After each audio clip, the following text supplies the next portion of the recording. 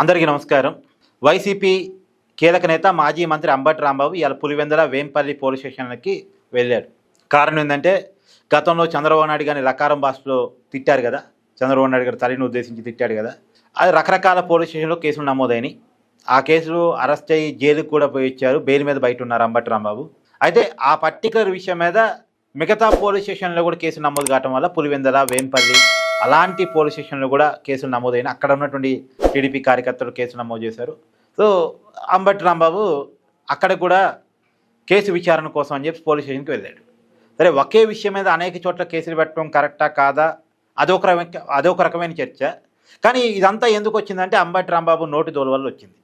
నిజానికి అంబటి రాంబాబు జీవితంలో లేదు ఇలాంటి పదజాలను ఉపయోగించి తిట్టడం అనేది. కొద్దిగా ఆర్షిగా మాట్లాడతాడు, వైసీపీ తరఫున గట్టిగా మాట్లాడతాడు అనేది ఉంది. కానీ డైవర్షన్ పాలిటిక్స్ కోసం బలైపోయిన నాయకుడు Ambati Rambabu. YCP diversion politics కోసం బలైపోయిన నాయకుడు.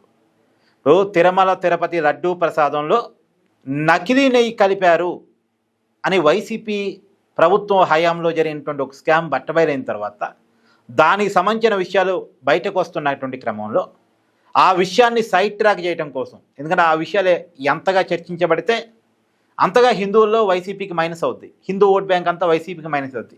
సో ఆ విషయం నుంచి చర్చను డైవర్ట్ చేయడం కోసం అంబటి రాంబాబు చేత చంద్రబాబుని, జోగి రమేష్ చేత నారా లోకేష్ని బండబూతులు తిట్టించారు.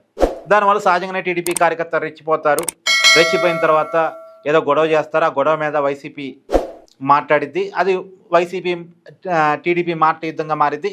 ఇంకోవైపు ఖచ్చితంగా కేసులు పెడతారు, అరెస్టు చేస్తారు, మొత్తం సబ్జెక్ట్ అంతా డైవర్ట్ అయిపోయిందని వైసీపీ ఆలోచించుకొని ప్లాన్ చేసింది. వాళ్ళ ప్లాన్ సక్సెస్ అయింది. అంబటి రాంబాబు బలిపసిపోయాడు. ఇలా అంబటి రాంబాబు పోలీస్ స్టేషన్ చుట్టూ తిరుగుతూ ఉన్నాడు. కాకపోతే ఒకే విషయం మీద అనేక పోలీస్ స్టేషన్లో కేసులు పెట్టడం మీద మాత్రం కొద్దిగా భిన్నాభిప్రాయం ఉంది. దాని మీద మీ అభిప్రాయాన్ని కామెంట్ చేయండి. Thank you.